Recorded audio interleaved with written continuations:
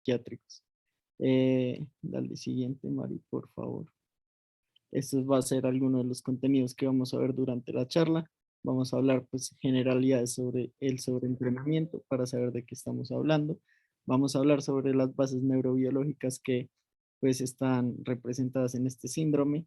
Vamos a hablar sobre su diagnóstico y luego vamos a empezar a hablar sobre su relación con la psiquiatría. Finalmente, vamos a hablar del manejo que se le debe dar a este síndrome y algunas recomendaciones que debemos tener en cuenta para llevarnos a la casa y como médicos generales si alguna vez nos enfrentamos ante este problema. Dale siguiente, Mari, por favor.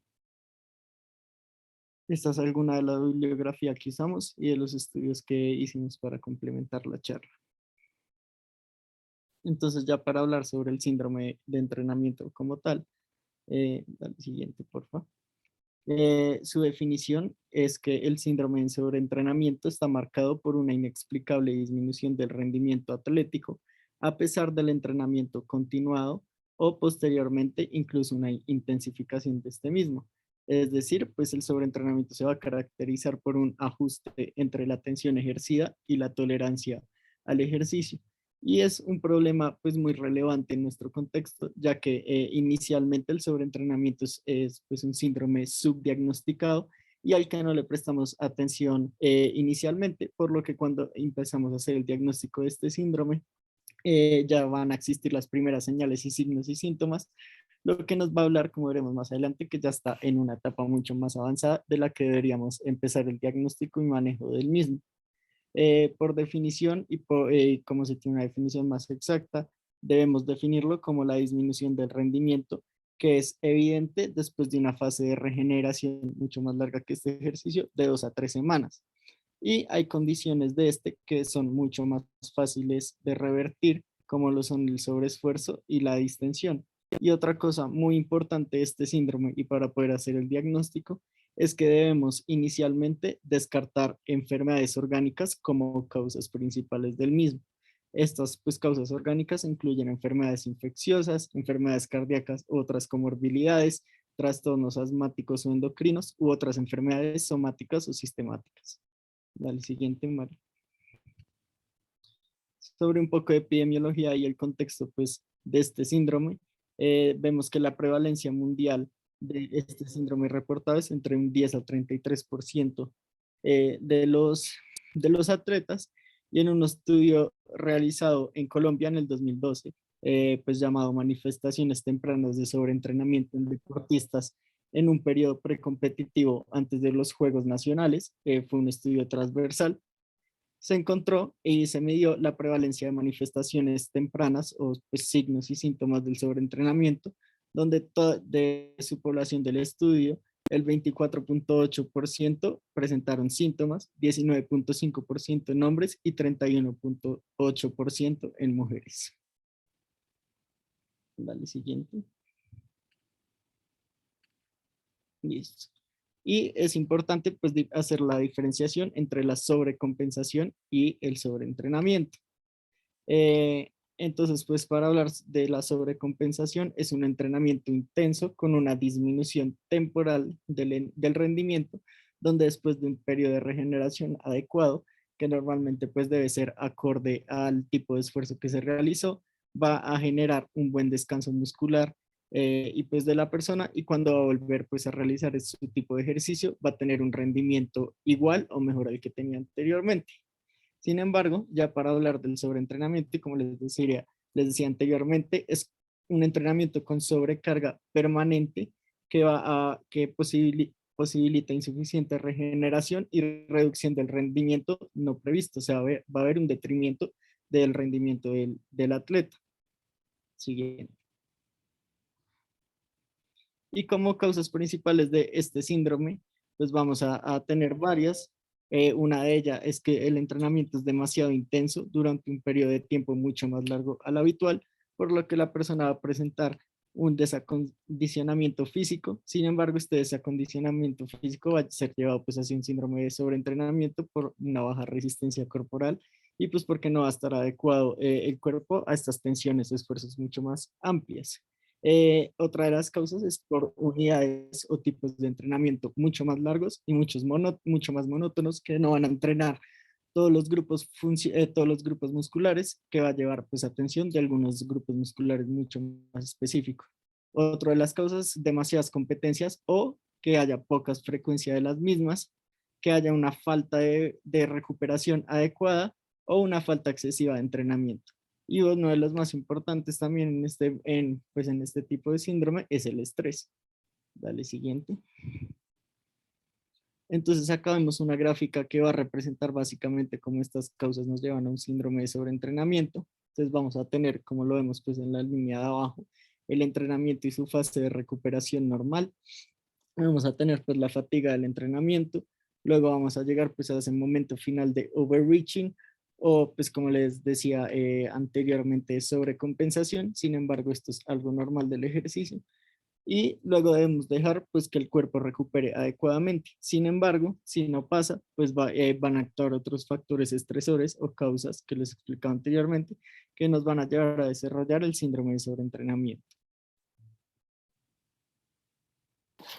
Listo, siguiendo con un poco de lo que dice Alejandro, vamos a ver que existen dos tipos de sobreentrenamiento y estos se van a presentar si no se reduce la carga de pues, el entrenamiento que se está realizando.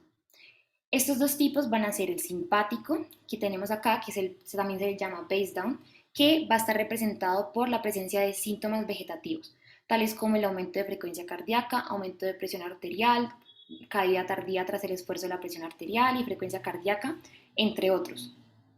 Esto se ve más frecuente en jóvenes y en atletas universitarios. Seguido a esto tenemos el segundo tipo, que es el parasimpático, también llamado el Addison. Entonces tenemos presencia de síntomas depresivos que hacen que este tipo sea difícil de reconocer.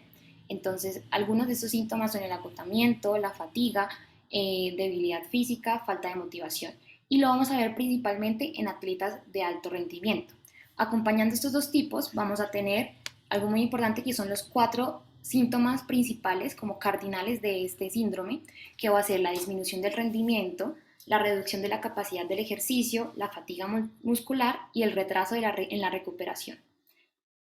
Primero vamos a presentar que el simpático es más probable que ocurra en primera medida que el parasimpático y normalmente no suelen estar aisladas, pero sí pueden presentar este tipo de respuesta a causa de si la una responde mejor que la otra.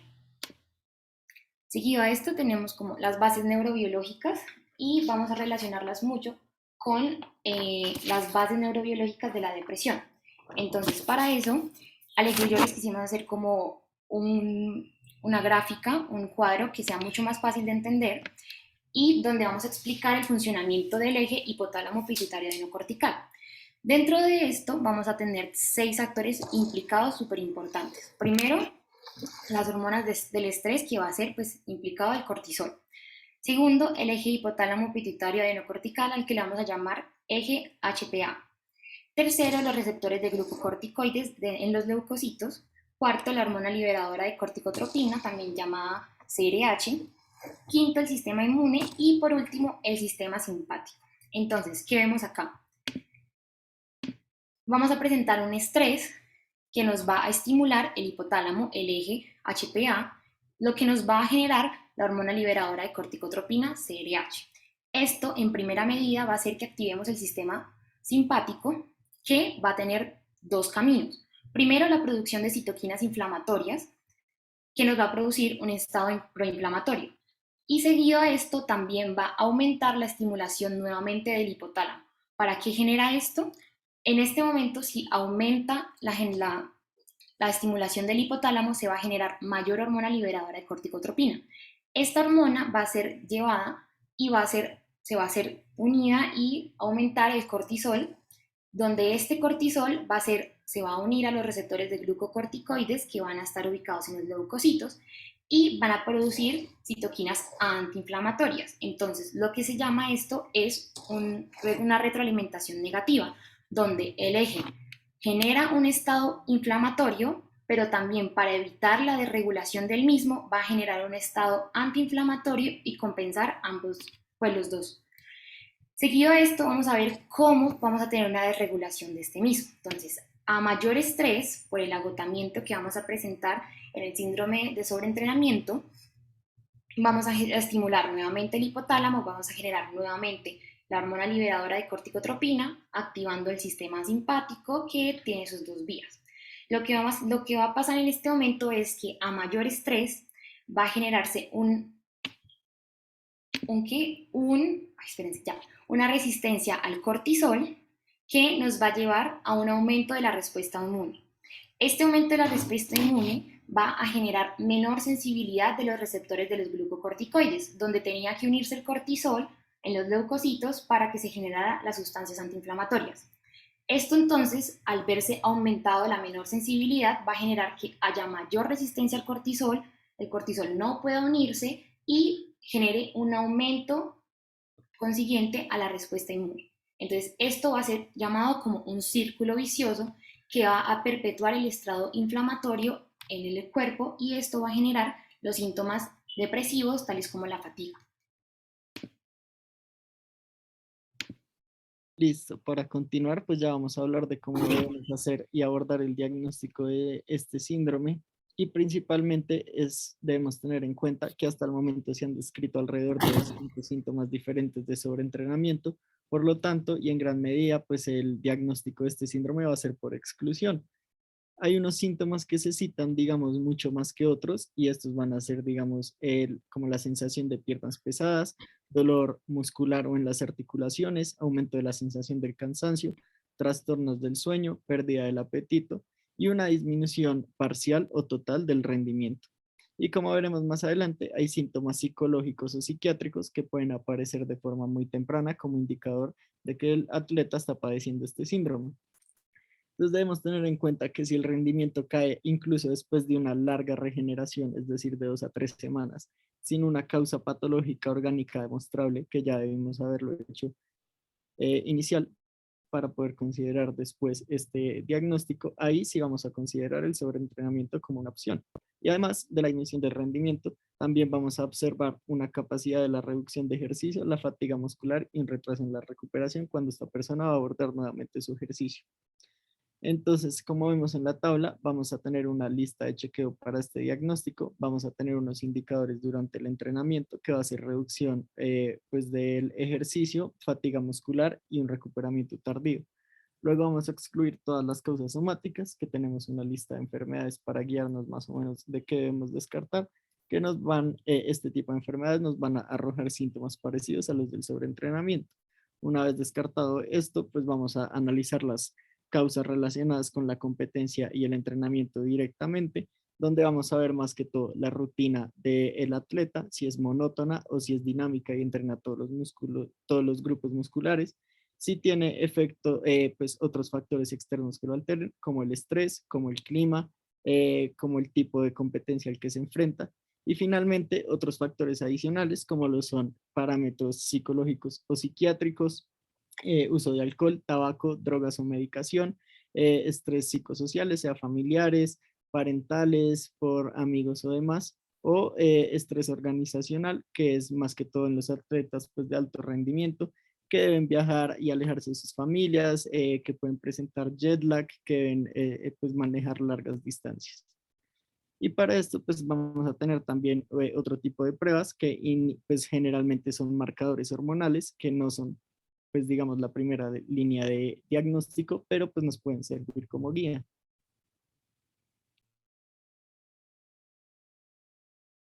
Entonces, como principales marcadores hormonales, debemos tener en cuenta que el sistema endocrino juega un papel regulador fundamental en la adaptación al esfuerzo físico. Y la realización de un esfuerzo físico agudo implica la elevación del consumo energético, que va a desencadenar y a involucrar diversos procesos metabólicos que son regulados hormonalmente.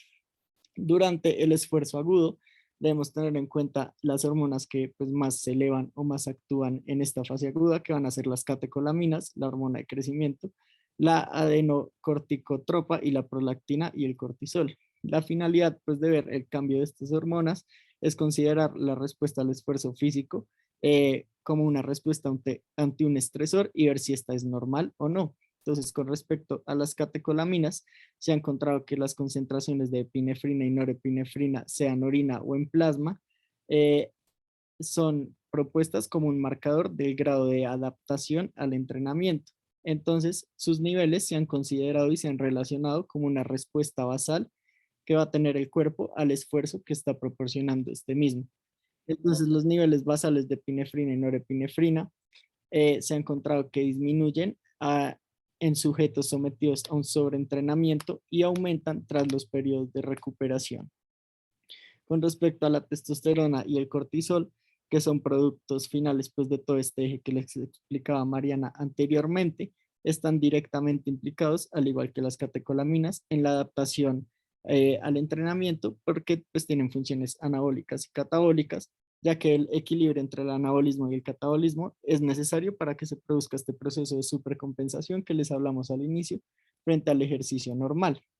Entonces los esfuerzos breves, es decir, en una fase aguda, se ha demostrado que inducen un aumento en la testosterona que se ha estudiado que está en función de la intensidad. Entonces, por lo tanto, los aumentos y el pico de testosterona puede relacionarse con la cantidad de fatiga aguda que va a provocar el ejercicio. Y con respecto al cortisol, generalmente se acepta o se ha visto que los esfuerzos agudos también van a provocar incrementos, pero estos incrementos de los niveles van a ser totalmente dependientes de la duración e intensidad del ejercicio. Listo, siguiendo con el diagnóstico psiquiátrico, vamos a tener un checklist que va a ser la misma historia clínica, donde tenemos que identificar la información del paciente, ver el motivo de consulta, la queja principal, realizar una buena enfermedad actual, buscar los antecedentes psiquiátricos, antecedentes familiares, antecedentes patológicos, realizar un examen mental, también realizarle ciertos laboratorios donde podríamos hacer la medición de hormonas en sangre y de catecolaminas en orina, como lo acaba de decir Alejo. Pero, pues como también lo dijo, no hay patrones típicos de laboratorios que pues, se relacionen con este síndrome. Seguido a esto, tendremos que hacer el diagnóstico por medio del DSM-5 y generarle un tratamiento adecuado para este tipo de pacientes. Entonces, para esto es importante que a lo largo de todo el tiempo se ha realizado distintos cuestionarios que van a ayudar a realizarle el diagnóstico a estos atletas. Entonces, entre esos tenemos el Profile of Mood State, que va a ser un cuestionario que contiene 65 palabras o afirmaciones, donde se describen los sentimientos que tiene la persona. Esta prueba, pues este cuestionario requiere que indique para cada palabra o para cada afirmación cómo se ha sentido durante la última semana, incluyendo el día en el que lo está haciendo. Seguido de eso tenemos la escala de valoración del estado de ánimo, donde pues es una escala que se va a estar formada por distintos adjetivos que valoran 4 estados de ánimo. Entonces, depresión, ansiedad, hostilidad y alegría. Y vamos a ver dónde está ubicado nuestro paciente. Seguido a esto tenemos el Measuring Athletic Mental Energy, que va a ser una valoración de cognición, emoción y rendimiento del atleta. Cuarto, tenemos el Rescue EBF Sport, que mide la frecuencia de los síntomas de estrés actuales junto a la frecuencia de las actividades asociadas a la recuperación. Entonces, hay muchas versiones con respecto a esta, pero con respecto a los deportistas y al deporte, tiene un marco de tiempo específico de 3 a 7 días o noches. Se realiza este tipo de escala con valores Likert, que es de 0 nunca a 6 siempre, indicando con qué frecuencia el encuestado participó en distintas actividades o experimentó distintos estados. Y por último tenemos el Sport Interference Checklist, que se usa para evaluar el rendimiento del atleta en entrenamientos y en competiciones, pero lo vamos a usar mucho más en atletas universitarios que en atletas de alto rendimiento. Algo muy importante también es el problema en la relación con los síntomas psiquiátricos. Vamos a tener que los deportistas, los atletas tienen un gran problema donde puede ser que el deporte cause o empeore la enfermedad o realmente no exista una relación alguna entre ellos. Entonces, donde el deporte puede causar o empeorar la enfermedad, les tengo un ejemplo para que quede mucho más claro. Un atleta en un equipo de gimnasia artística femenina puede desarrollar un trastorno alimentario debido a las presiones para mantener un peso corporal bajo. y además por ver la cultura alrededor de distintas dietas y comportamientos alimentarios desordenados. También estas mismas deportistas de gimnasia son expuestas a malos tratos, jornadas largas que generan depresión y ansiedad. Este tipo de problema es que el deporte puede causar o empeorar la enfermedad que presenta el atleta. Seguido con eso tenemos que puede que no exista relación entre el trastorno y el deporte. Otra vez, otro ejemplo. Entonces tenemos un buzo que puede desarrollar un episodio depresivo en medio de su carrera relacionado con factores estresantes familiares significativos. Y también puede ser por predisposición genética, pero no tiene nada que ver con el buceo. Y por último, tenemos que algo importante que muchos deportistas y atletas viven a diario es que puede ser una forma de hacer frente a los síntomas psiquiátricos o psicológicos que presenten. Otro ejemplo, un futbolista con trastorno de déficit de atención e hiperactividad del subtipo hiperactivo impulsivo puede haber disfrutado de deportes aeróbicos desde pequeño porque le ayudaban a disipar las energías que tenía. Entonces, correr por el campo era mucho más fácil que quedarse quieto para hacer la tarea. Entonces, estos tres tipos de problemas son los que vamos a tener que tener en cuenta al momento de diagnosticar a los pacientes para no creer que toda enfermedad psiquiátrica tiene que relacionarse con el deporte y que de pronto el deporte puede hacerle ayuda a los síntomas ya existentes.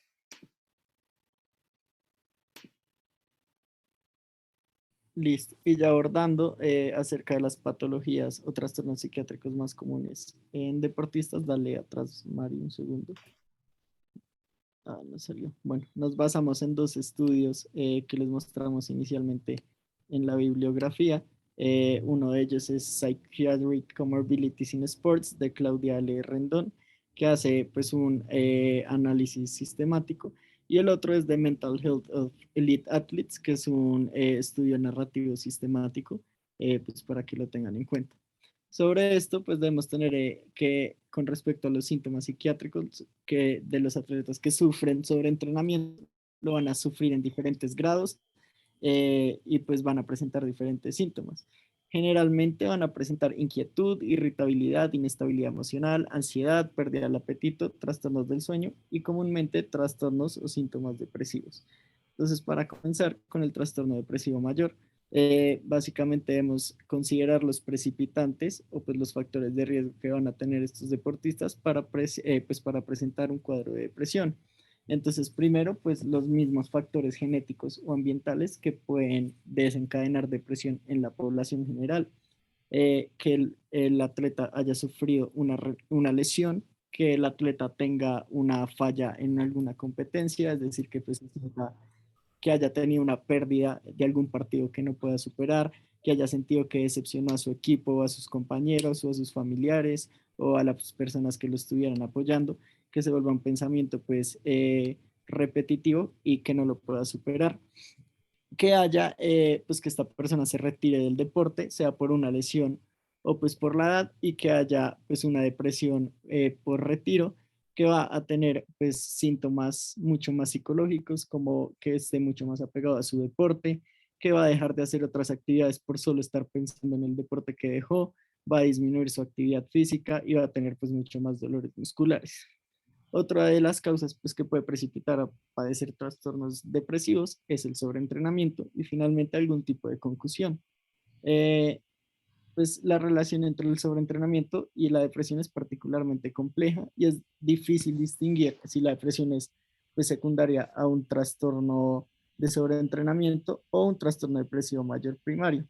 Y la fatiga es como la superposición entre el síntoma, entre las dos condiciones, entonces como lo más común entre ambos casos como sintomatología. Varios varios estudios, los dos que les dijimos en los que nos basamos para esto, pues han demostrado, digamos, diferentes tasas de depresión en diferentes niveles deportivos de los atletas. Entonces se encontró que a nivel de escuela secundaria, pues en este informe se encontró que los atletas tienen una disminución en la probabilidad de depresión e ideación suicida en relación con la población general. Se encontró esto mismo en el nivel universitario en Estados Unidos, los deportistas de Division One. Y finalmente, a nivel élite profesional, no han habido estudios suficientes o datos que comparen las tasas de depresión entre estos tipos de atletas y la población general. Y además, pues debemos tener en cuenta que es posible ver trastornos del estado del ánimo inducidos por sustancias, ya sea con características, pues que presenten características depresivas en atletas que usan esteroides anabólicos. Listo, siguiendo con los desórdenes de ansiedad, lo más importante cuando nos llega un paciente, un atleta, es poder distinguir los síntomas y comportamientos en los atletas que pueden parecerse a los trastornos de ansiedad, pero que no necesariamente son patológicos, porque pues, puede haber una superposición en estos. Por ejemplo, los atletas pueden volverse pues, como razonablemente ansiosos antes o durante la competencia, como nos pasa a cualquiera. Y esto no necesariamente es patológico, sí, no es extremo ni tampoco perjudicial para su rendimiento. El problema es cuando ya es perjudicial para el rendimiento y genera un deterioro, donde vamos a poder presentar una caída o una estrangulación. ¿A qué me refiero? Una caída es un periodo prolongado de rendimiento a un nivel inferior de las capacidades demostradas normalmente. O un estrangulamiento es la debilitación hasta tal punto que se genera una incapacidad aguda para participar en el deporte. Entonces, esto nos puede llevar a tener alguna de estas dos y puede ser camuflado en los supuestos síntomas y comportamientos que no necesariamente son patológicos. Por eso tenemos que saber muy bien cómo distinguirlo entre los dos.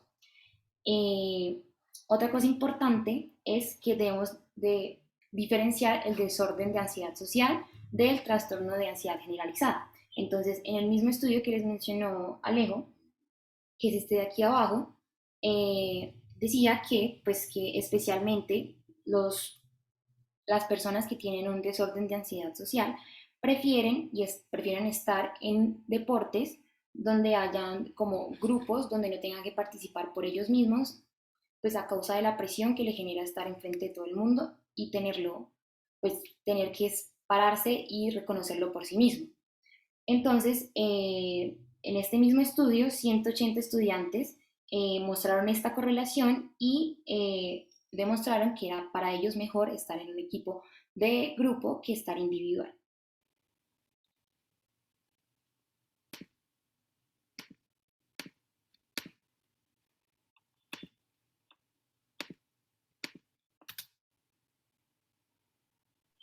Con respecto a los ataques de pánico, pues se ha descrito que el deporte puede propiciar o desencadenar un ataque de pánico agudo. Y pues se dice que debemos tener en cuenta que un ataque de pánico agudo puede sugerir un trastorno de pánico de base. En este estudio que vemos también aquí en la diapositiva y en esta investigación, pues se ha demostrado que generalmente el ejercicio tiene un efecto ansiolítico general, pero algunos estudios como este demuestran que el ejercicio puede desencadenar un aumento de la ansiedad y ataques de pánico agudo, y hasta un tercio de los pacientes con trastorno de pánico o algún tipo pues agorafobia informan aumento de la ansiedad durante el ejercicio agudo, porque se ha reportado que se da este tipo de ataques, pues se ha encontrado una asociación entre el ejercicio y el pánico totalmente relacionado con las sensaciones físicas del ejercicio, entonces es algo mucho más somático. Se han descrito que pues, las sensaciones físicas que han desencadenado el ataque de pánico han sido la sensación de dificultad para respirar, digamos, el ahogo, la fatiga, la sudoración excesiva, que son algunos síntomas similares que van a imitar al ataque de pánico. Y por lo tanto, el deportista sufre pues, de este ataque agudo, este trastorno, y se va a preocupar a un futuro que le pueda, pues, que pueda padecer de algún ataque parecido en un futuro. Esto puede exacerbar mucho más los síntomas a largo plazo.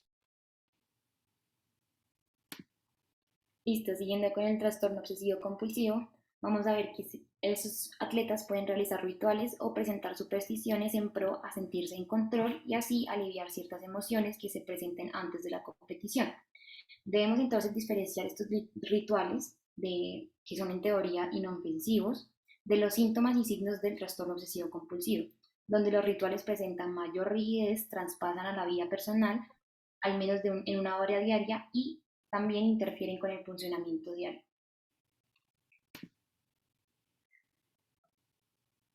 Con respecto al desorden de estrés postraumático, básicamente se ha encontrado que los traumas, pues en este tipo de pacientes o pues de atletas que conducen a los pues síntomas de este trastorno, básicamente son traumas habituales de la afección, pues de que puede padecer cualquiera en la población general, pero también sumado a los traumas habituales de la población general, se le van a sumar las lesiones catastróficas que pueden sufrir estos atletas a lo largo de su entrenamiento o de sus competencias, pérdidas catastróficas de la autoestima y pues pérdidas o fallas ante las expectativas sociales.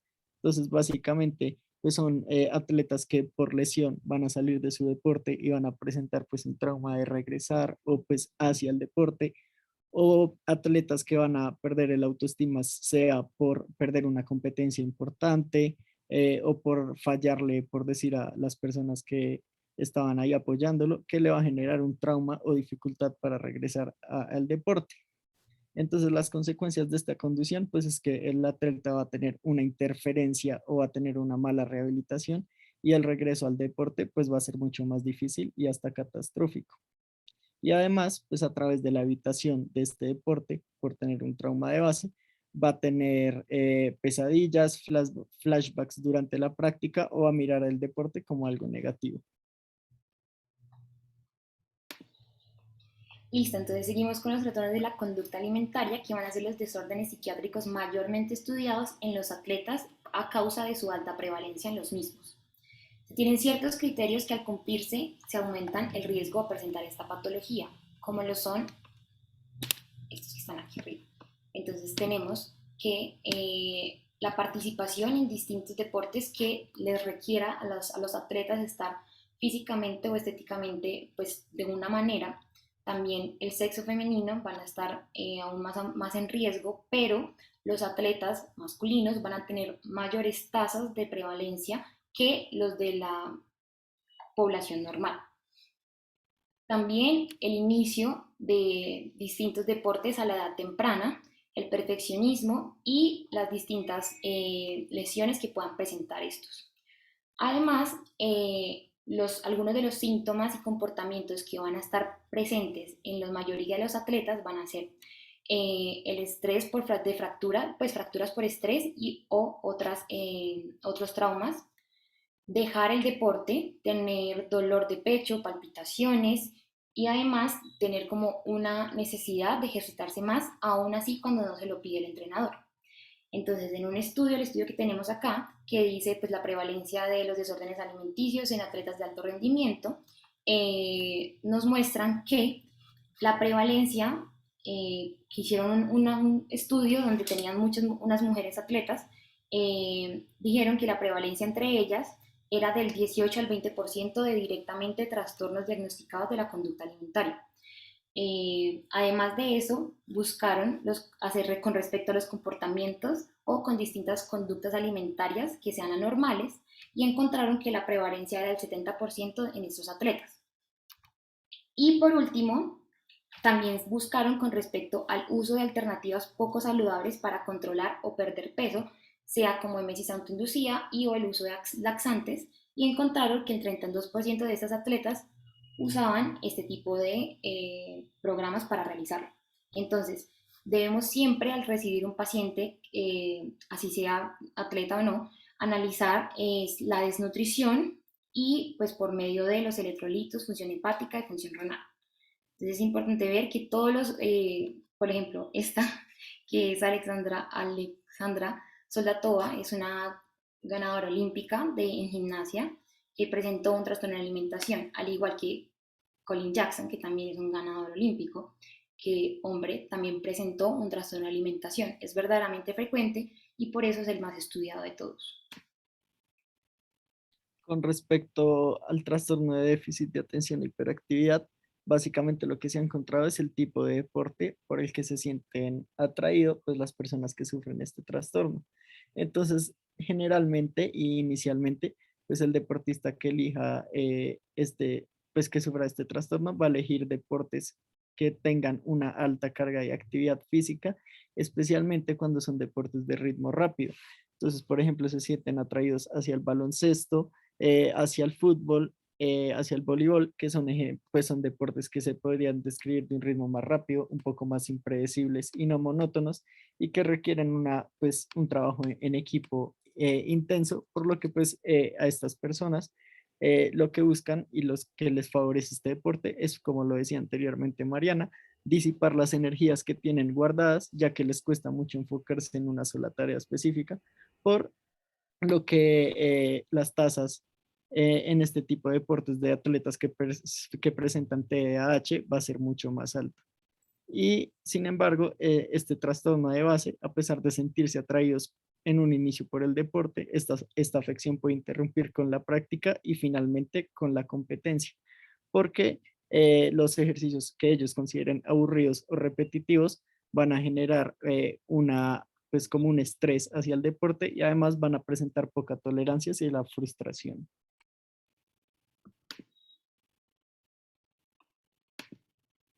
Por último, y ya para terminar, vamos a tener el uso o abuso de sustancias psicoactivas. Entonces, hay distintas razones por las que un deportista puede desarrollar un consumo anormal de sustancias psicoactivas. Vamos a tener que puede ser para mejorar su rendimiento, por recreación o placer, o para resolver distintos estresores psicosociales por medio de la supuesta inhibición de estos síntomas. Entonces, las sustancias principales que los atletas van a consumir van a ser el alcohol, el cannabis y el tabaco sin humo. Y para mejorar su rendimiento van a consumir otro tipo de sustancias. Tenemos esteroides anabólicos, estimulantes, tabaco sin humo otra vez, hormona de crecimiento, factores de crecimiento, agonistas beta, bloqueadores beta y opioides. Más adelante también aparece en una tabla que es con respecto a la agencia antidopaje, donde muestra que todos este tipo de sustancias están prohibidas en competición y también en entrenamiento. Listo, ya para hablar un poco acerca de la prevención que podemos tener para pues, prevenir el síndrome de sobreentrenamiento, generalmente pues el primer manejo preventivo, por decirlo así, está directamente relacionado pues con el tipo de entrenamiento que presenta el atleta. Entonces, inicialmente pues ajustar el volumen y la intensidad del ejercicio según el rendimiento que presenta el atleta y también su estado de ánimo y lo que se sienta capacitado para hacer. Además, hacer un tipo de entrenamiento dinámico y variado con rutinas no repetitivas. Debemos hacer, pues el atleta debe hacer tanto una autoevaluación de su rendimiento y de lo que desea mejorar, pero también debemos hacer un acompañamiento como especialistas de la salud, con especialistas pues, del entrenamiento y si se puede con psicología o psiquiatría a lo largo de la carrera de este deportista. Además, se debe dar un periodo de descanso totalmente relacionado con el tipo de esfuerzo o carga que presentó el atleta durante la realización de su ejercicio y debemos intentar reducir pues como la exposición a estresores externos, sean climáticos, sociales, psicológicos, y además pues reducir los factores de consumo de alcohol, tabaco y sustancias ilícitas durante el deporte. Como último tópico tenemos el manejo del síndrome de sobreentrenamiento, donde primero tendremos las fases de recuperación, que es lo más importante para la recuperación del mismo.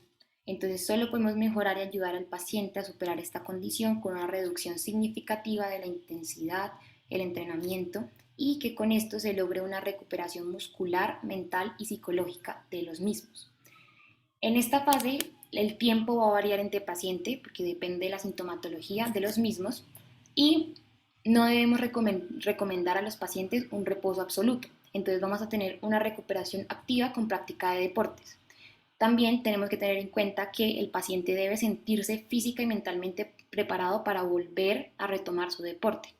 Y en estos tenemos que el esfuerzo diario va a ser de 20 a 30 minutos con 1 o 2 días de reposo a la semana inicialmente. Seguido a eso también tenemos los cambios al estilo de vida, donde vamos a mejorar los hábitos saludables de vida, disminuir los estresores psicosociales, reconsiderar la participación en competencias próximas y como sugerencia importante, cambiar de escenario, poder cambiar de ambiente al paciente o mejorar la conexión con la naturaleza saliendo a realizar caminatas o distintas cosas que pueda oxigenar. Y seguido a esto y un poco relacionado con los cuestionarios que hablábamos antes, vamos a tener que durante el tratamiento los entrenadores, psiquiatras y psicólogos especializados en el deporte pueden hacer un uso del sistema de navegación sinergética, que consiste en un sistema digitalizado donde podemos registrar los datos de la evolución del paciente, el desarrollo de su patología y distintos parámetros psicológicos. Entonces, Esta información la obtenemos de los distintos cuestionarios que ya mencionamos, donde pueden también editarlos los mismos psiquiatras o psicólogos en personalización de los síntomas y requerimientos que tenga el paciente. También el registro, pues se recomienda llevar el registro se le recomienda llevar al paciente para que pueda tener como motivación, que pueda tener la regulación, una autorregulación y que pueda tener distintas, el reconocimiento de las emociones para que también le ayude a mejorar este tipo de patologías. Entonces, vamos a tener aquí, que esta es como la demostración del sistema de navegación sinergética, que tenemos un análisis de serie-tiempo. Entonces, en el eje Y vamos a tener los días y en el eje X, en el eje X, perdón, vamos a tener los días y en el eje Y vamos a tener la intensidad. Entonces, como vemos, nos va a servir para analizar la gestión del esfuerzo y entrenamiento y así poder controlar el sobreentrenamiento que pueda estar presentando el paciente. Entonces, como aquí dice, lo que está monitorizando el paciente es cuándo realiza ejercicio y la intensidad con la que lo realiza. Entonces, depende de distintos factores o estresores psíquicos-sociales, van a aumentar o disminuir la intensidad y con esto podemos analizar el patrón que tenga el paciente con respecto a sus síntomas. Y ya para abordar un poco el manejo psiquiátrico, el abordaje psiquiátrico que podemos hacer, principalmente los objetivos del manejo de las comorbilidades psiquiátricas incluyen acuerdos sobre el uso individuo y la prevención al consumo de sustancias, el control del estrés, la resolución de conflictos o intervención en tiempos de crisis, la gestión del sueño y de la energía, el proceso de recuperación de lesiones y el manejo del dolor, una preparación mental frente al ejercicio y, si lo requiere, tratamiento pues, específico de los trastornos mentales. Entonces, algunas de las posibles medidas terapéuticas para las patologías psiquiátricas adquiridas por los deportistas a causa del sobreentrenamiento o de alguna causa pues, que no se tienen, digamos, estudios, se ha hecho como una lista de chequeo de posibles opciones que nos pueden servir y que los pacientes han presentado mejoría dependiendo del caso particular y sus necesidades. Entonces, la primera que tenemos es la terapia individual. La psicoterapia individual es útil en el tratamiento de desórdenes psiquiátricos, donde buscamos y podemos favorecer la adherencia a la medicación si es necesaria. En relación con los atletas, con los síntomas y sus patologías como la depresión o la ansiedad generalizada, la psicoterapia ha mostrado por sí misma pues ha demostrado por sí misma ser un método eficiente como un acercamiento terapéutico. Los atletas, digamos que son considerados buenos candidatos para la terapia cognitivo-conductual por su costumbre pues, de este tipo de terapia o acercamiento, de la estructura de la misma, de la dirección, de la práctica, de cómo se realiza, de cómo establece metas y autosuficiencia. Se ha descrito que es mejor pues, en deportistas pues, que hacen deportes individuales como la gimnasia artística, pues digamos deportes de atletismo, donde ellos mismos son los que tienen un acercamiento directo con su entrenador y ellos son los que fijan sus propias metas. Entonces, pues es como reemplazar el rol de este entrenador por el psiquiatra y conducir esta terapia cognitivo-conductual según las necesidades del atleta. Otra, pues que ya tenemos establecida, pues ya es el uso de medicación o farmacoterapia. Entonces, pues al momento de elegir una medicación, pues para este tipo de población específica, es decir, para los atletas, se debe analizar de una manera un poco más exhaustiva los potenciales pues negativos o efectos adversos que puede tener este medicamento en el funcionamiento y rendimiento pues de este atleta y debemos sopesarlo pues con los efectos benéficos sobre la patología psiquiátrica y sus síntomas. Además debemos tener en cuenta pues que los atletas adicionalmente a pues el consumo de fármacos tienen una consideración diferente a la población general que es pues las reglas de antidopaje que manejan. Entonces pues el evitar algunos de los efectos secundarios debe ser clave pues para que no puedan inhibir su rendimiento profesional. Y pues aquí vemos esta tabla que básicamente son los 4 puntos claves relevantes al momento pues de prescribir una medicación psiquiátrica en atletas de alto rendimiento. Entonces era lo que les venía diciendo. pues sopesar el posible efecto negativo en el performance del atleta. Luego debemos ver pues el efecto terapéutico y los efectos pues que puede aumentar o disminuir. Luego debemos sopesarlo pues con qué medidas pues, farmacológicas tenemos y pues el potencial que tenga de producir algún riesgo.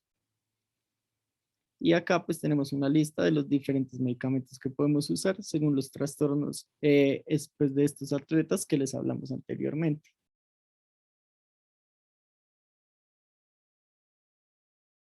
Y acá pues tenemos una lista de sustancias que están prohibidas por la Agencia Mundial de Antidopaje y que debemos tener en cuenta para estos atletas. Entonces tenemos principalmente pues los agentes anabolizantes, tenemos hormonas pépticas, factores de crecimiento o sustancias afines y miméticos que como les decíamos anteriormente son pues marcadores del sistema endocrino de un proceso normal, pues por lo que algún tipo de dopaje con estas sustancias alteraría este sistema. Tenemos los agonistas beta 2, los moduladores hormonales y metabólicos y los diuréticos y agentes enmascarantes.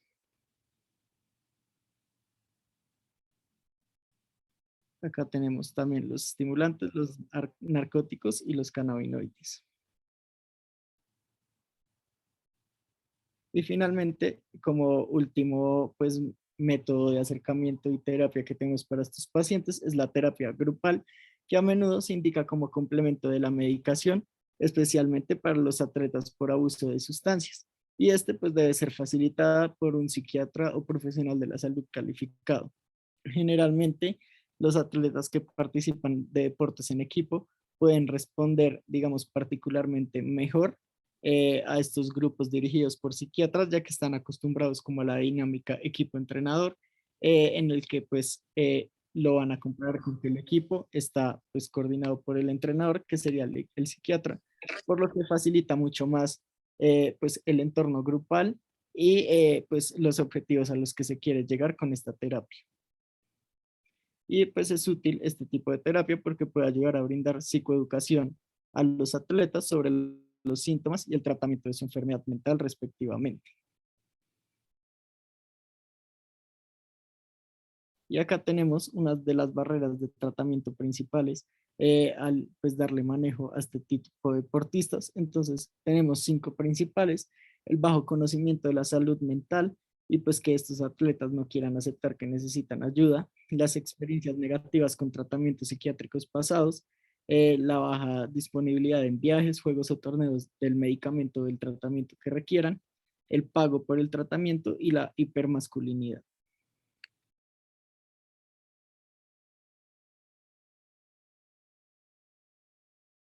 Entonces, por último, queremos como hacerles un resumen de lo que creemos más importante que es para su práctica médica, que pues empezando, que si necesitamos administrar un medicamento a un atleta, no olviden los efectos secundarios y las prohibiciones que nos dice la agencia antidopaje.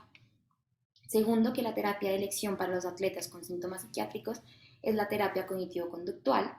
Tercero, que debemos analizar muy bien los signos y los síntomas del paciente para no confundir el síndrome de sobreentrenamiento con un trastorno depresivo mayor, que es muy común.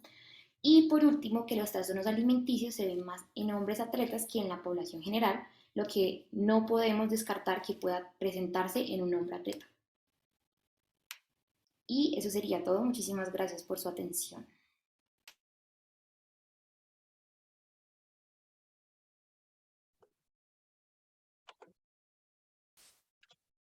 Muy bien, Mariana y Alejandro.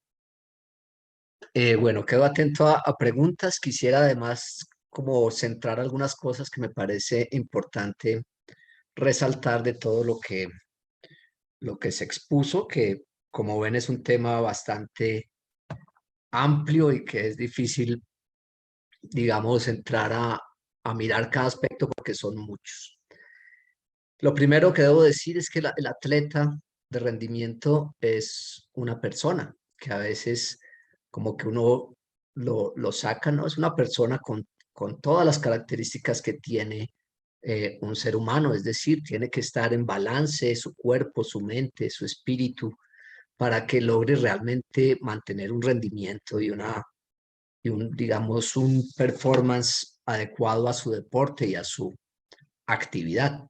Entonces eso no se debe olvidar porque a veces uno se centra mucho en el cuerpo y entonces no pregunta sobre síntomas y signos psicológicos o psiquiátricos o trastornos psiquiátricos. Y uno debe ver de una forma muy integral al deportista,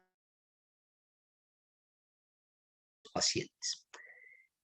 También ver, bueno, hablando del sobreentrenamiento y hablando de algunas de las cosas que vemos, quiero mostrarles o quiero hacerles énfasis que yo en la práctica, por ejemplo, eh, tengo que ver esa globalidad y tengo que mirar el punto donde está ese deportista. Cuando yo solo manejo rendimiento, pues ahí, por ejemplo, cuando yo trabajaba como médico en Bogotá, cosas que parecen obvias, pero a veces, por ejemplo, el deportista en nuestro medio no tiene un plan de entrenamiento, un plan de entrenamiento en el cual se dosifiquen las cargas, en el cual se registren las cargas, qué debo hacer cada día, que tenga cuándo voy a hacer una carrera de largo aliento, cuándo voy a hacer un entrenamiento de velocidad, de potencia, cuántas veces a la semana, cuándo trabajo fuerza. Es decir, eso que parece obvio, muchas veces no se tiene. Entonces, no se tiene una planificación de las cargas, no se tiene un registro adecuado de las cargas. Entonces, fíjense cómo a veces uno se imagina unas cosas, pero lo básico no está. Entonces, no se están respetando los tiempos de sueño, los tiempos de entrenamiento, los tiempos de trabajo, los tiempos de estudio, la alimentación, la hidratación. Y si eso no está adecuado, pues va a llevar a problemas. Yo siempre les digo a mis deportistas y a los recreativos que hacen deporte fuerte, yo les digo, cuando uno ya está haciendo competencia, cuando uno ya está a un nivel donde está exigiendo al máximo su cuerpo, se aleja un poco del concepto de salud en general, ¿sí? Y eso, ¿qué requiere eso para términos prácticos? Que yo debo tener, controlar más detalles, controlar más variables si quiero disminuir la probabilidad de lesiones. Entonces, si usted ya decide competir, si usted está ya en la élite, usted tiene que tener un entrenador, usted tiene que tener un plan de entrenamiento, usted tiene que tener un manejo nutricional especializado, usted ojalá tiene que tener un psicólogo del deporte, o sea, un equipo multidisciplinario que esté al lado suyo para que esté pendiente de todos aquellos esos detalles que pueden hacer la diferencia en que usted llegue a un sobreentrenamiento o en que usted llegue a y tenga mejor un entrenamiento o un éxito en su actividad.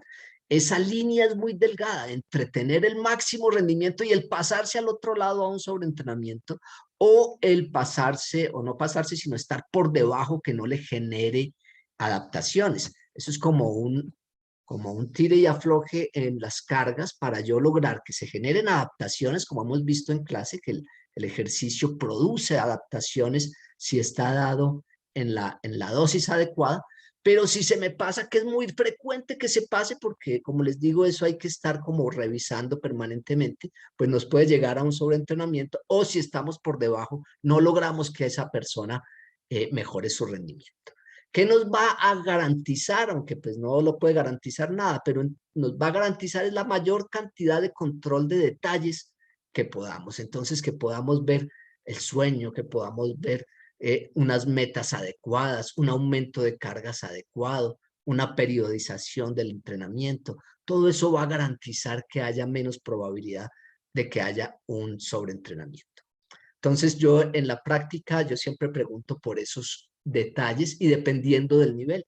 Si es un nivel recreativo, de pronto pues no hay que ser tan estrictos de tener todas esas cargas, pero si yo ya estoy compitiendo, si yo ya estoy en la élite, necesariamente tiene que estar todo el apoyo o si no, pues vamos a, a favorecer que se nos altere el rendimiento de la persona.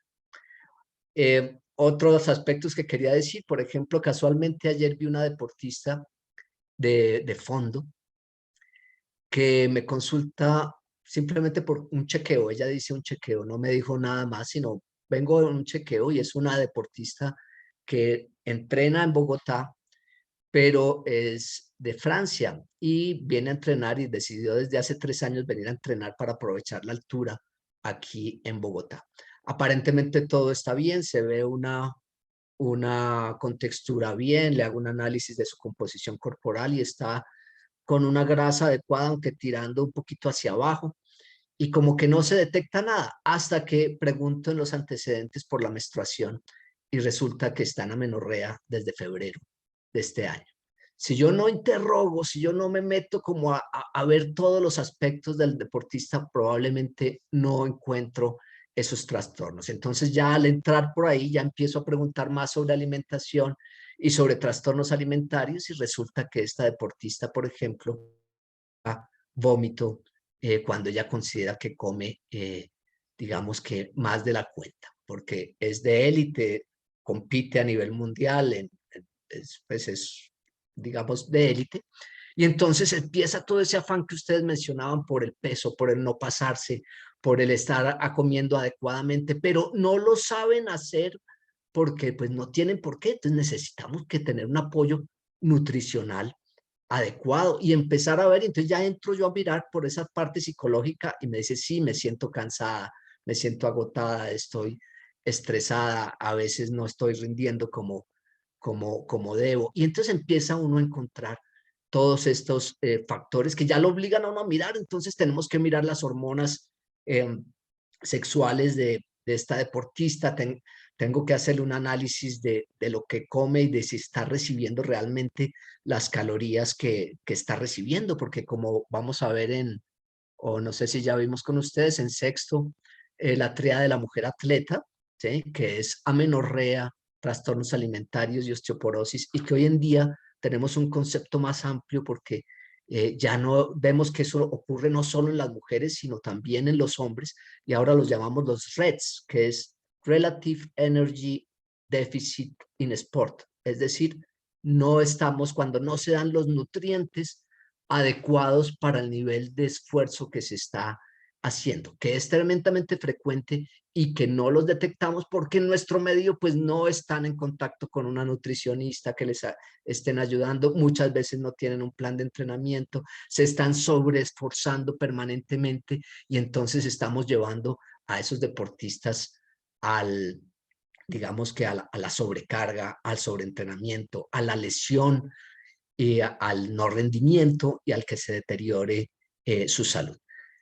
Ahorita que hablaban, digamos que quería como que ustedes hicieran un paralelo, que siempre los llevo también a lo que pasa con ustedes, porque en ustedes hagan de cuenta el sobreentrenamiento en ustedes es lo que ahora se conoce como con el nombre de burnout y que es súper frecuente en el estudiante de medicina. Y ustedes deben hacer un paralelo con lo que pasa con el rendimiento deportivo, así como lo están. Entonces, muchos de ustedes están en sobreentrenamiento, en sobrecarga.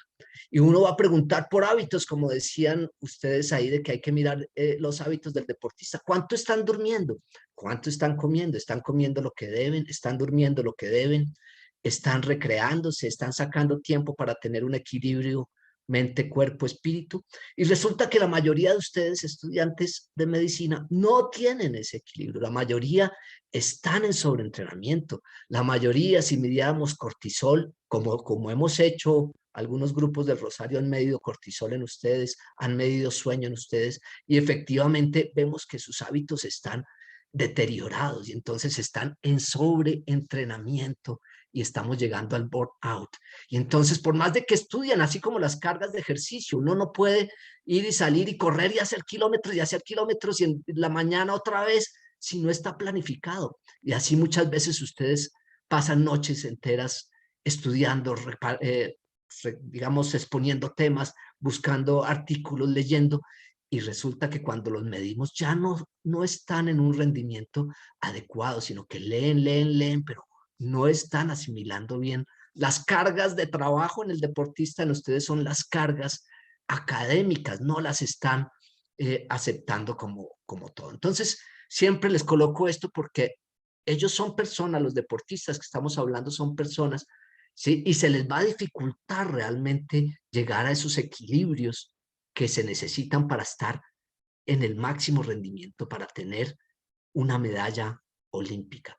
Y así mismo ustedes tienen que mirar todos esos aspectos para que puedan realmente tener un desempeño adecuado y no se fundan y no lleguen a un burnout y no tengan depresión, ansiedad, como muchos de ustedes tienen todas estas características. Y si tienen algo, como decían ustedes, ya de base, pues algunas cosas van a desencadenarse y van a necesitar una medicación o van a necesitar un tratamiento especializado. Y muchas veces va a ser también el buscar el estudio algo como para aplacar cualquier trastorno, digamos, que puedan tener. Entonces, como les digo, hay mucho que hablar. No sé si tengan preguntas porque pues habría que decir mucho.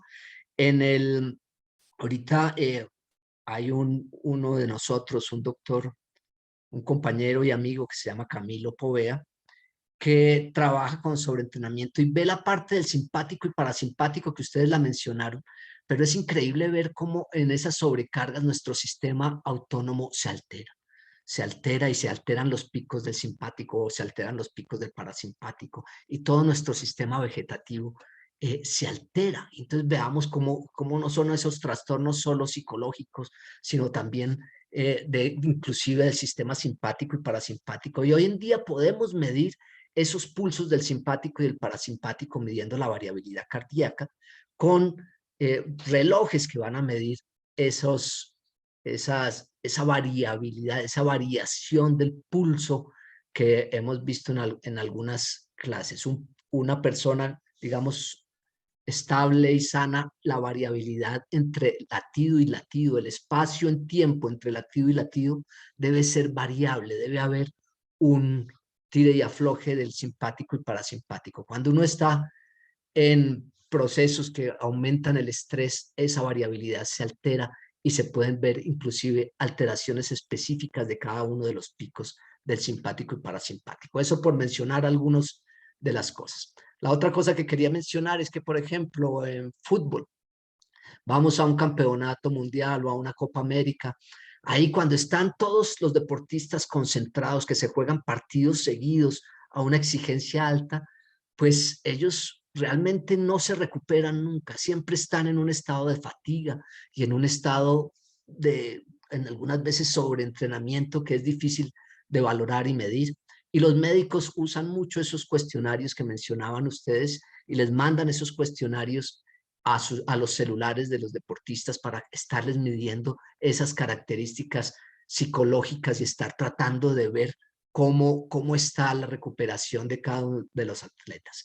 También hacemos pruebas musculares y ellos hacen pruebas por ejemplo, con saltos y con tapetes de vuelo, de salto, que pueden medir alteraciones de fatiga muscular, que es otra cosa que medimos. Entonces, fíjense, para ver la sobrecarga, podemos medir hormonas, podemos medir variabilidad cardíaca, podemos medir signos y síntomas de, de emocionales, podemos medir el humor, el apetito, las cargas de nutrición, de alimentación, en fin, siempre hay un conjunto de variables que hay que mirar porque ninguna de ellas hace diagnóstico de nada. Uno tiene que ver a la persona lo más integral y ver, oiga, está ansioso más de la cuenta, más uno va conociendo a los deportistas y esta persona está más ansiosa de la cuenta o está con problemas, además se le subió el cortisol, no me está haciendo bien las pruebas musculares, está presentando fatiga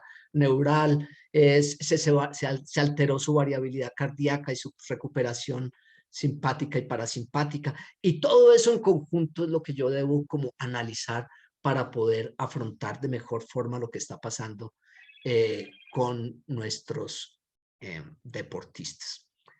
En fin, hay mucho tema. No sé si alguien quiera aportar alguna otra cosa o si quiere preguntar algo que yo pueda como aclarar y con mucho gusto pues lo discutimos. No sé si esto tiene un límite de tiempo o si puedo seguir hablando de algunos otros aspectos. Doctor, Viviana Briseño tiene la mano levantada. Vivi. Perfecto. Hola, buenas noches, ¿cómo están? Yo quería preguntar si de pronto se ha encontrado que haya asociación de algún deporte en específico para alguna de estas patologías que pues mencionaban como de prevalencia, pero de algún deporte en específico, o sea, dentro de todos los deportes de alto rendimiento, alguno en específico que sea como causa más patología psiquiátrica. Bueno, nosotros, por ejemplo, tenemos los ojos abiertos en todos aquellos donde el peso corporal se tiene en cuenta. Y como ahí mencionaron algo en la charla, entonces todo donde la figura femenina es importante y genera presión, pues ahí tenemos que tener los ojos bien abiertos a los trastornos alimentarios. ¿M? También los deportes de combate, por ejemplo, donde son por categorías de peso, y si usted no da el peso, pues no puede competir en esa categoría. Por decir algo, de los 70 kilos y está en, no sé, está pasado, pues no va a poder competir en su categoría, y entonces empiezan a hacer unas piruetas con alimentación y con deshidratación, que nosotros tenemos que tener los ojos abiertos a detectar esas patologías. Sobre las mujeres, todos los trastornos alimentarios hay que estarlos pendiente en la mayoría de esos deportes donde se necesita que estén delgadas y donde el mismo entrenador está juzgándolas permanentemente. Por ejemplo, no es un deporte, pero en ballet, por ejemplo, la entrenadora o la profesora siempre va a estar criticando el gordito, criticando el peso, y entonces el temor de ellas a engordar es grandísimo.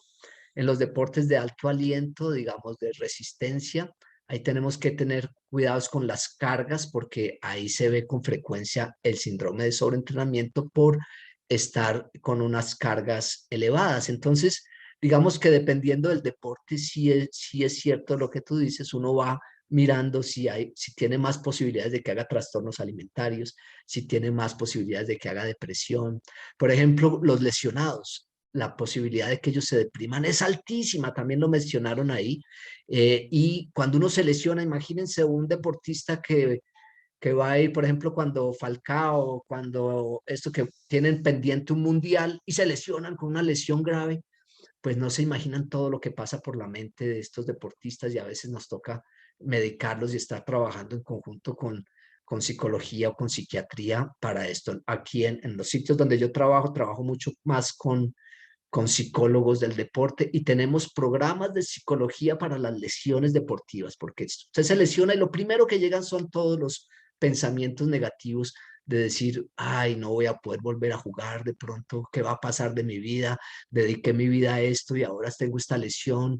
¿Será que sí puedo volver a jugar? ¿Será que sí puedo volver a competir? ¿Será que me vuelve a contratar el equipo o me mantiene el contrato? Y empiezan un montón de pensamientos negativos que van llevando a conductas y a depresión, y que no ayudan para nada a la rehabilitación. Entonces nosotros también ahí abrimos, cada vez que se lesionan, abrimos mucho los ojos hacia síntomas depresivos y hacia cómo está llevando ese deportista a su rehabilitación. Entonces, como que cada deporte y cada situación va haciendo que uno piense más en trastornos alimentarios, en depresión, por ejemplo, los deportes de fuerza, donde pueden estar colocándose anabólicos, que también lo mencionaron. Ahí, por ejemplo, la irritabilidad, el mal genio, nos puede estar sugiriendo que esa persona, por ejemplo, está aplicándose sustancias dopantes. Y entonces tenemos que abrir los ojos a esos cambios de humor, a esas condiciones propias de cada uno de esos deportes. Entonces, la respuesta es sí, el tipo de deporte le ayuda a uno a por lo menos abrir los ojos hacia ciertos tipos de trastornos psicológicos o psiquiátricos que pueden desencadenar en el atleta. No estoy viendo el chat. ¿Hay alguna otra pregunta?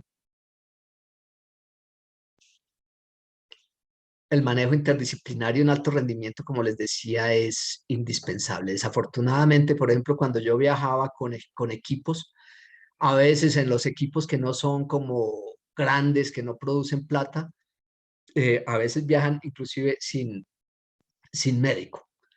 Si tienen plata, contratan a un médico. Entonces, a veces cuando yo iba con los equipos, me tocaba ser el psicólogo, el nutricionista, el fisiólogo, mejor dicho, hasta el papá, porque muchos son adolescentes y entonces los tiene uno que oír, ayudar a manejar el estrés, en fin. Cuando ya hay más plática, ya empieza a haber una nutricionista, empieza a haber una fisioterapeuta. Cuando ya hay más plática, empieza a haber un psicólogo y empieza a haber, digamos, todo ese grupo multidisciplinario que intentamos en el Ministerio del Deporte, intentamos que a las grandes eventos generalmente sí va todo el conjunto del equipo para tratar de, digamos que, de ayudar a ese deportista a ir manejando todas estas situaciones y que pueda obtener su máximo desempeño.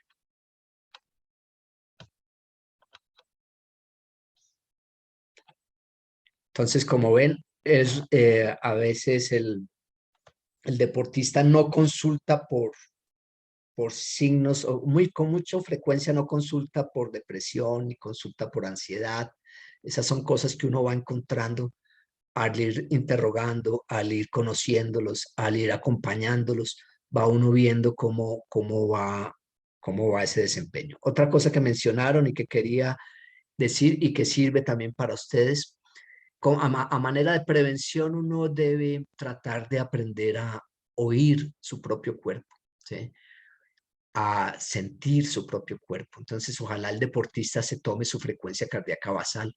Ojalá ustedes se tomen su frecuencia cardíaca basal.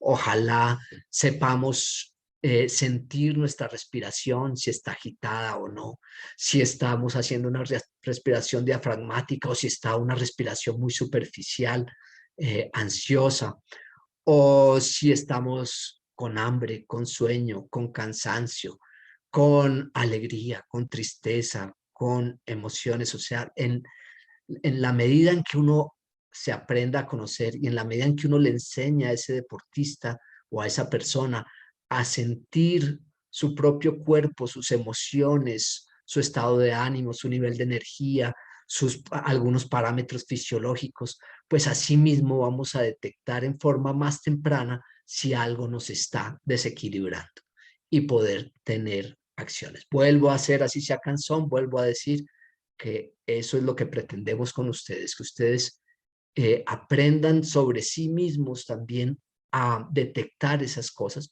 para que después a sí mismos se la puedan enseñar a sus pacientes de una forma más adecuada. Muchísimas gracias, doctor.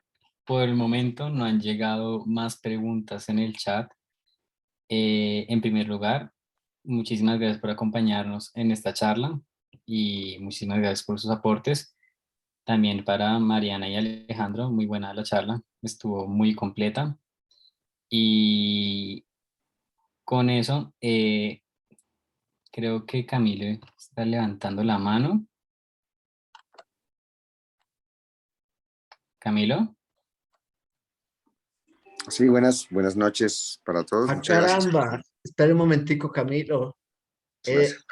Una sorpresa, no me he dado cuenta que estaba aquí. Camilo lo invité, él es uno de los médicos que les decía que trabaja con atletas de rendimiento, con sobreentrenamiento y que ve todas las respuestas cardiovasculares del sobreentrenamiento. Así que es un placer tenerlo aquí, no me había dado cuenta que estaba. Y bienvenido, Camilo, y muchas gracias por sus aportes también. Gustavo, no, muchas gracias por la invitación, muchas gracias a los expositores, han hecho una muy buena revisión bibliográfica y muy didáctica sobre todo de lo que es el síndrome de sobreentrenamiento. Yo quisiera hacer unas 4 o 5 puntos que me parecen interesantes resaltar para pues ayudar un poco en la comprensión y en la apropiación de este conocimiento que me parece tan interesante. No parece muy común en el área de la medicina clásica y convencional, de la medicina general.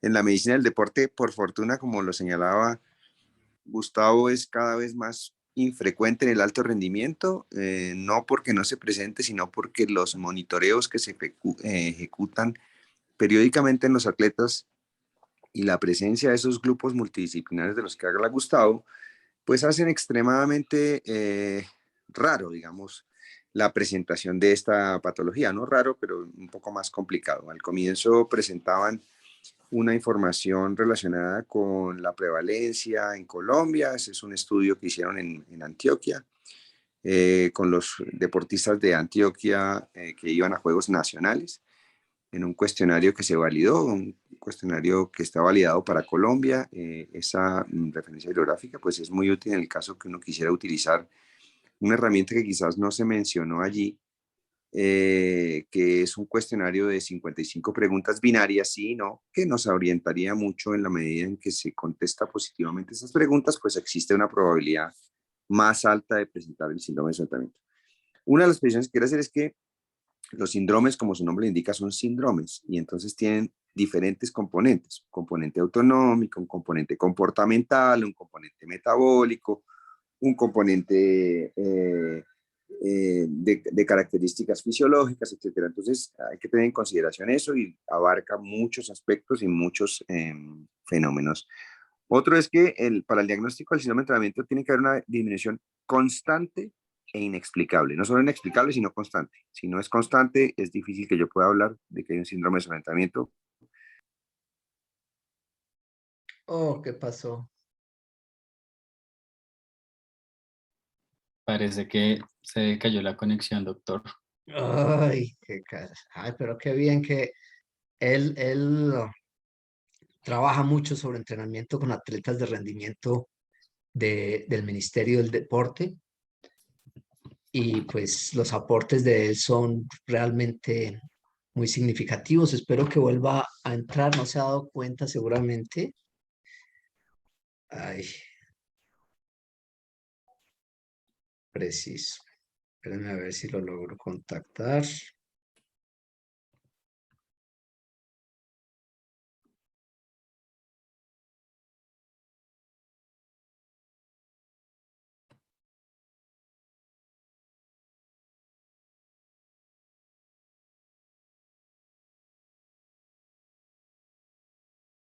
Ay, ¿qué pasaría? Ni idea. Esperémoslo un segundito, si no, pues ni modo.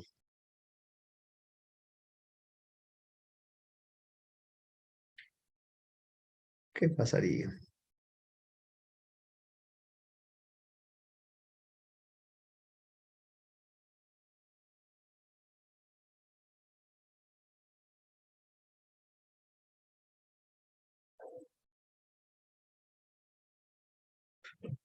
Mientras tanto, no sé si hay alguna otra pregunta o algo que se pueda resolver.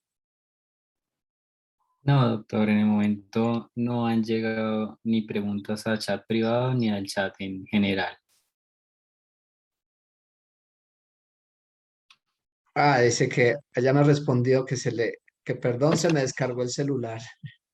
Aún están, le voy a decir que sí, a ver si puede entrar.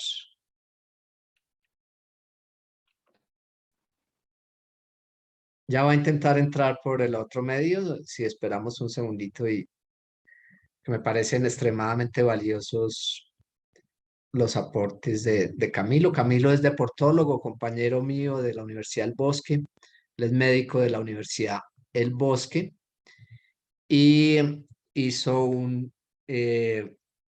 una maestría y un doctorado en Francia sobre, digamos, todos los cambios cardiovasculares con ejercicio. Y hoy en día, pues, es docente de la Nacional y del Bosque. Y pues realmente es digamos, un experto en el tema en el país, o yo diría que en Latinoamérica. Ahí está otra vez. Mil excusas a todos por la interrupción. El celular del cual estaba haciendo la intervención se descargó, entonces mientras volvía a conectarlo, excusen.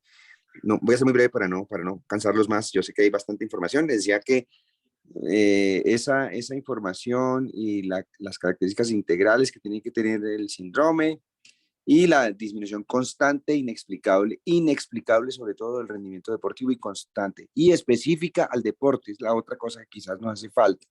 ¿Qué significa especificidad en el deporte? Voy a ponerlo en el contexto de un jugador de fútbol que le pegaba muy bien a los tiros libres, comienza a no pegarle bien a los tiros libres. Un jugador de fútbol que hacía una quiebre hacia adentro o hacia afuera, para ponerlo en un contexto futbolístico, pues ya no los hace. Un tirador de tiro con arco que hacía 7 puntos, 8 puntos y comienza a hacer 6, 3, 2, 1, de manera constante, inexplicable y no ligada a una condición de salud. Por citar, vuelvo y les digo un ejemplo, pues esa es otra condición en la cual usted tiene que sospechar, o existe esa gran posibilidad de sospechar eso. El abordaje de la parte psiquiátrica es uno de los aspectos que abarca esa parte comportamental que es tan grande. De los cuestionarios que mencionaba la doctora, que existen un sinnúmero de cuestionarios, hay algunos que abarcan la parte comportamental y la parte física. Son muy interesantes en la medida en que abarquen los dos aspectos, porque no le da prelevación a ninguno sobre el otro, sino que los considera ambos. Como lo decía el doctor Gustavo, interesantemente el personal de la salud, en formación y demás, la presencia de condiciones similares a lo que podría ser considerado como un síndrome de sobrecarga o de sobreentrenamiento puede estar dada por un burnout, está descrito en alguna literatura y algunos inclusive manejos psiquiátricos que consideran la utilización de inhibidores de la recaptación de serotonina. Hay una corriente australiana que lo utiliza en los casos en los cuales realmente se sospecha de manera importante un componente comportamental que va más allá de los otros aspectos que se pueden abarcar allí. Y el otro aspecto es que quizás esa partecita que hablaba Gustavo del componente autonómico, que abarca o que podría considerarse esos dos vertientes o esas dos variantes de fatigas, tanto simpáticas o parasimpáticas, al hacer un abordaje de ese componente comportamental, de ese componente autonómico, yo podría inclusive hacer unas modificaciones en algunos terrenos relacionados con el entrenamiento. No solo hacer un descanso, que digamos que no es, a veces no se trata de eso, sino de reorientar la actividad física, no es dejar de hacer actividad, sino que a veces eso puede llegar a ser inclusive más contraproducente, sino de diversificar lo que hace y cambiar un poco la condición de preparación física. Entonces, si se trata de un jugador de tenis que, por ejemplo, ha perdido la precisión a la hora de hacer un saque determinado, probablemente podríamos hacerle algunos ejercicios derivados de algún levantamiento olímpico, de levantamiento de pesas, para mejorar una activación simpática probablemente reducida. O viceversa, si se trata de un atleta que hace levantamiento de pesas, por ejemplo, podríamos, en el caso tal de sospechar una fatiga de tipo parasimpático, recomendarle que bajara los entrenamientos de intensidad o que no hiciera entrenamientos de intensidad o menos entrenamientos de alta intensidad, que hiciera entrenamientos de menos intensidad y aumentar el tiempo de ejecución del ejercicio. Solo para citarles dos ejemplos en los cuales podría uno cambiar determinando el tipo de sobreentrenamiento que puede estar, puede cambiar o reorientar la actividad que se está haciendo. Creo que básicamente eso, les agradezco mucho la invitación. Doctor Gustavo, muchas gracias, muy interesante. Camilo, muy, muy querido haber Pues, venido. de manera. Excelente. Muchas gracias y si estoy atento si hay alguna inquietud que ustedes tengan o Gustavo, pues con muchísimo gusto. Muchas gracias de nuevo por la invitación. Muchas gracias, Camilo, de nuevo. Doctor, de momento no han llegado más preguntas adicionales. Podríamos dar por terminada la charla, ya por tiempo. Nuevamente, les agradecemos a Mariana y Alejandro por la revisión que estuvo muy completa. Y muchas gracias, doctor, por acompañarnos en esta noche y al doctor Camilo por hacer su aporte al final. Muchísimas gracias. Con Ya, gusto, muchachos. ya enviamos por el chat la palabra clave y el link para la asistencia. ¿Listo? Para los miembros activos. No sería más. Feliz noche para todos. Gracias.